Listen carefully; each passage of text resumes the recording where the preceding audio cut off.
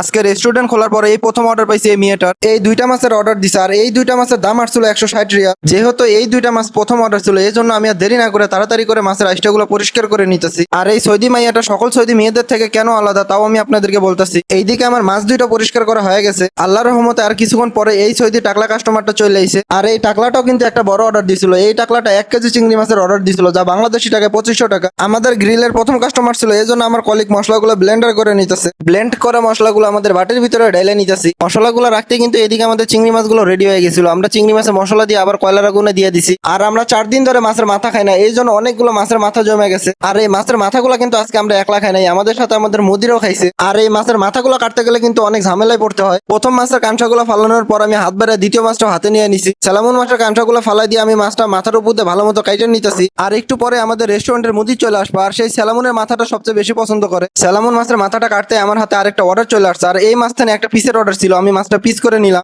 আর এইদিকে মাছের মাথাটা কয়লার আগুনে পুরো হইতেছে। আমি আর দেরি না করে বাকি যে মাছের মাথাগুলো ছিল সেই মাছের মাথাগুলো আমি কাটিং করে নিতেছি। আর বাকি 4টা মাছের মাথা এগুলো তেলের ভিতরে ভাইজানো হইতেছে। মাছের মাথাগুলো নিয়ে সবাই খাবার খাওয়ার সময় এদিকে আরেকটা অর্ডার চলে আসছিল, সেই অর্ডারটা আমি রেডি করতেছি। আমি মাছগুলো রেডি করে নিয়ে কয়লার উপরে দিয়ে দিছি। আর আমি প্রথমে যে বললাম এরকম সৌদি মাইয়া হাজারে একটা পাওয়া যায়, কারণ আমরা প্রথম অর্ডার রেডি করতে 15 মিনিট লেট করে ফেলাইছিলাম, তারপরও আমাদেরকে কিচ্ছু বলে নাই। এইরকম কাস্টমার কিন্তু সহজে পাওয়া যায় না। আর আমার কলিগের পাশে যে লোকটা দেখতেছেন উনি কিন্তু আমাদের রেস্টুরেন্টের মুদি। আজকের মতো ভিডিওটা এই পর্যন্ত। সবাই সুস্থ থাকবেন, ভালো থাকবেন, পেজটা ফলো দিয়ে পাশে থাকবেন। আসসালামু আলাইকুম।